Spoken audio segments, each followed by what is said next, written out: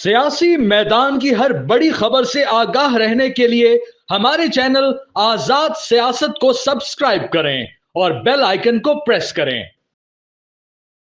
जी अस्सलाम वालेकुम। और एक बड़े ही अहम मुद्दे या एक अहम टॉपिक के साथ आज फिर आपकी खिदमत में हाजिर हैं। आज से कुछ दिन पहले अमेरिका का एक बहुत फेमस, बल्कि इंटरनेशनली बहुत फेमस मैगजीन है, टाइम मैगजीन, उसमें इमरान खान नियाजी साहब के नाम से एक आर्टिकल छपा और ये कहा गया, उसमें ये दावा किया गया कि ये इमरान खान साहब ने जेल से लिखा, उसे प्रिजन लेटर कहा गया। और वो जो आर्टिकल था उसका जो उन्वान था वो भी ये था कि दुनिया को क्यों पाकिस्तान के ऊपर तवज्जो देनी चाहिए। उस आर्टिकल में पाकिस्तान के बारे में बड़ी ही शर्मंगेज बातें की गई, बड़े ही गुमराह कुन दावे भी किए गए, मगर उनकी डिटेल्स में हम फिर कभी जाएंगे। इस वक्त जो एक बड़ा दिलचस्प चीज है वो ये है कि जब ये मजमून सामने आया तो जेल हुकाम की तरफ से भी ये क्लैरिफिकेशन आई कि जेल में से कोई भी लेटर जो है या कोई भी ऐसा मजमून नहीं लिखा गया इमरान खान की तरफ से। आपको पता होगा कि जब आप कन्विक्टेड क्रिमिनल हो, आप कैद हो, जेल में बंद हो, तो वहां से कुछ भी अगर आपने कुछ लिखना है, बाहर कुछ भिजवाना है, तो उसका एक प्रोसीजर है, वो एक लीगल प्रोसीजर है जिसे अडॉप्ट करना पड़ता है। एक तो ये कि इसमें वो अडॉप्ट नहीं किया गया था, इसलिए जेल हुकाम के नोटिस में नहीं था। उसके बाद जो एक बहुत ही इम्पोर्टेंट चीज थी वो ये थी कि ये जो लेटर था इसके बारे में ये एआई जनरेटेड था। मैंने ये किया कि मैंने जो इसका कंटेंट था उसको कुछ सॉफ्टवेयर में डाला और वहां से चेक किया कि वो कितना परसेंट जो है वो एआई असिस्टेड है और कितना जो है ओरिजिनल है। एआई एक टूल्स है जिन्हें यूज करने में कोई बुराई नहीं है, जैसे हम माइक्रोसॉफ्ट वर्ड करते हैं, दीगर जो है आईटी रिलेटेड टूल यूज करते हैं, स्पेल चेक यूज करते हैं, वैसे ही ये एक टूल है और इसे यूज करना कोई बुराई नहीं।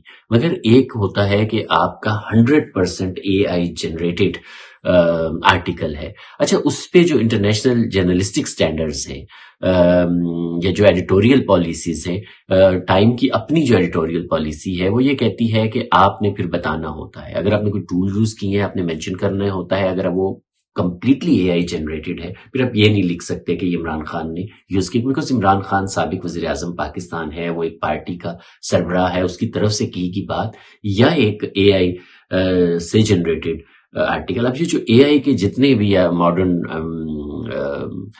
टूल्स हैं या सॉफ्टवेयर्स हैं वो ये बात कहते हैं कि इसकी जो इंफॉर्मेशन है वो फैक्चुअली जो है वो मतलब इनकरेक्ट भी हो सकती है, उसके फैक्ट्स इतने स्टेट नहीं हो सकते, इसलिए आपको डबल चेक करना होता है। अब सवाल टाइम से भी ये बनता है कि उन्होंने जो एडिटोरियल चेक है वो क्या किया था। एक इंटरनेशनल मैगजीन है जहां पे ट्रांसपेरेंसी बहुत इंपॉर्टेंट चीज होती है और ट्रांसपेरेंसी का तकाजा ये होता है कि अगर वो एआई जनरेटेड है तो फिर लाजमन उसको बताया जाए, और अगर वो एआई जनरेटेड नहीं है तब भी बताया जाए, अगर कुछ टूल्स यूज हुए हैं तब भी बताया जाए। तो ये एक तरह से गुमराह किया आपने अपनी इंटरनेशनल ऑडियंस को कि भाई आप ये मजमून जो है वो इमरान खान नियाजी ने लिखा, जबकि वो उसने नहीं लिखा हुआ था। ये एक बहुत बड़ा फ्रॉड है।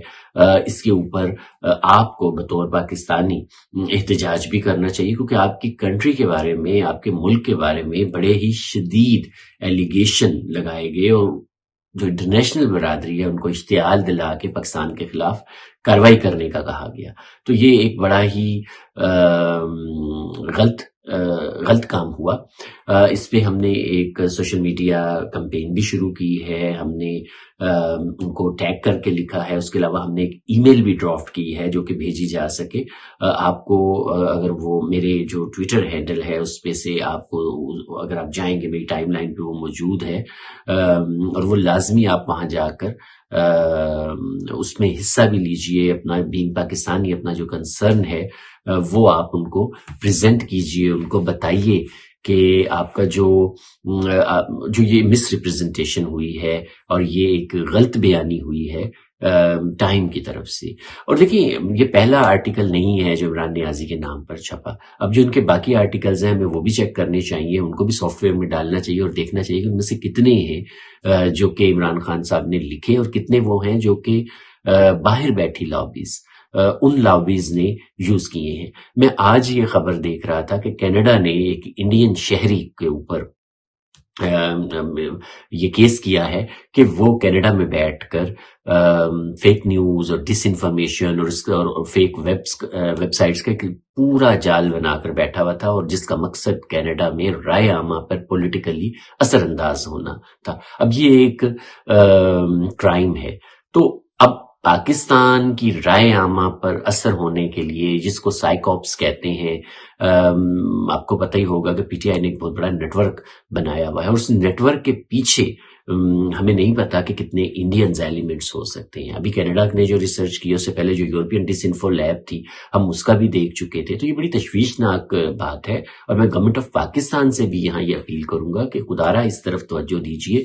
سوشل میڈیا پر جو ایک آرگنائزڈ کمپین، یہ دیکھیں، یہ نیشنل سیکیورٹی تھریٹ بنتی چلی جا رہی ہے کہ پاکستان کے جہاں انٹرسٹ ہوتے ہیں یہ لوگ اس کو وائلیٹ کرتے ہیں، اس کے اوپر حملہ کرتے ہیں، اور ان کو سبوتاج کرنے کی کوشش کرتے ہیں۔ پاکستان کی افواج، پاکستان کے دفاع کے اوپر ان کا خاص ٹارگٹ رہتا ہے، ان کو اسکینڈلائز کرتے ہیں، مس انفارمیشن پھیلاتے ہیں۔ پھر ایک اور چیز، پاکستان دہشت گردی کا شکار ملک ہے۔ ابھی کل بھی ایک خاتون خودکش حملہ آور نے فوجی کانوائے پہ حملہ کیا ہے۔ اب ایسے جو ایلیمنٹس ہیں جو دہشت گردی میں ملوث ہیں، ان کی گلوریفیکیشن، ان کی جسٹیفیکیشن، ان کے میسج کو آگے پہنچانا ہیومن رائٹس کے نام پر، یہ بھی پی ٹی آئی کا سوشل میڈیا اور باقی سوشل میڈیا کرتے ہیں۔ تو یہ ساری وہ چیزیں ہیں جو ڈائریکٹ پاکستان کے جو نیشنل سیکیورٹی ہے اس کو تھریٹ کرتی ہیں، اور اس کو تھریٹ کرنے کی وجہ سے پاکستان کے وہ چاہیے کہ اس کے اوپر خصوصی توجہ دے۔ پاکستان کے آرمی چیف کئی دفعہ اس کی طرف اشارہ کر چکے ہیں کہ کس طرح یہاں کے نوجوانوں کے ذہنوں کو مشتعل کر کے اداروں کی طرف نفرت کی طرف موڑا جا رہا ہے۔ اور ابھی جو انٹرنیشنل سیکیورٹی پیراڈائم بنا ہے یوکرین کی سچویشن میں، اور امریکہ اور یوکرین کا جو ٹسل چل رہی ہے، اور کس طرح یورپی یونین آیا، تو اس میں جو کسی بھی ملک کی انٹرنل سیکیورٹی ہے وہ بڑی امپورٹنٹ وہ کر گئی ہے کہ اگر آپ کے ملک میں خود آپ اپنا دفاع نہیں کر سکتے، آپ کا دفاع مضبوط نہیں ہوتا، تو دنیا کا باقی ملک جو ہیں وہ آپ پر چڑھ دوڑیں گے، آپ پہ قبضہ کر لیں گے۔ تو ہمیں اس تناظر میں بھی، اس کانٹیکسٹ میں بھی، یہ جو سائیکولوجیکل وارفیئر پاکستان کے اوپر مسلط ہے، پی ٹی آئی اس کا فرنٹ ہے، اور اس کی بیک پہ کون کون سی قوتیں ہیں، کون سے وہ پاکستان مخالف عناصر ہیں، جہاں پاکستان کا کوئی بھی ڈپلومیٹک بینیفٹ ہوتا ہے یا انٹرنیشنل امیجز کا ڈیمیج کرنا ہوتا ہے، یہ اس کو چہرہ فراہم کرتے ہیں۔ تو ہمیں اس پہ بڑا غور کرنے کی ضرورت ہے۔ جی، آخر میں ایک چھوٹی سی وضاحت ہے۔ کچھ دن پہلے میں نے ایک ویلاگ میں، جس میں ہم امریکہ میں جو قانون سازی پاکستان کے خلاف ہو رہی تھی اس پہ بات کر رہے تھے، اور جو سجاد برقی اور معید پیرزادہ کا اس میں رول تھا، اس پہ میں بات کر رہا تھا۔ پھر میں نے بتایا کہ کیسے سجاد برقی بھی اور معید پیرزادہ پاکستان سے مفادات لوٹتے رہے، پیسے لیتے رہے، چیزیں کرتے رہے۔ اس میں ایک جو بے دھیانی میں یا روانی میں میرے منہ سے نام نکل گیا جنرل غفور صاحب کا، تو وہ ایسا نہیں ہے کہ وہ پیسے جنرل غفور نے دیے تھے۔ وہ سٹوری بالکل کریکٹ ہے۔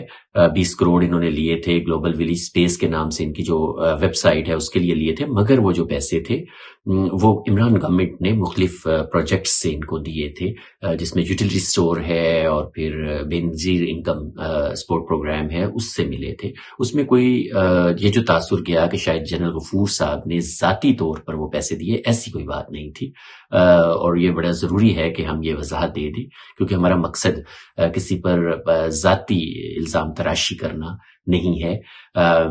تو آئی ہوپ کہ اس سے جو ریکارڈ ہے وہ کلیئر ہو جائے گا کہ اس میں غفور صاحب نے نہیں دیے تھے پیسے کو اپنی جیب سے، بلکہ وہ عمران گورنمنٹ جو تھی اس وقت، ان سے یہ معاشی فوائد لیتے تھے۔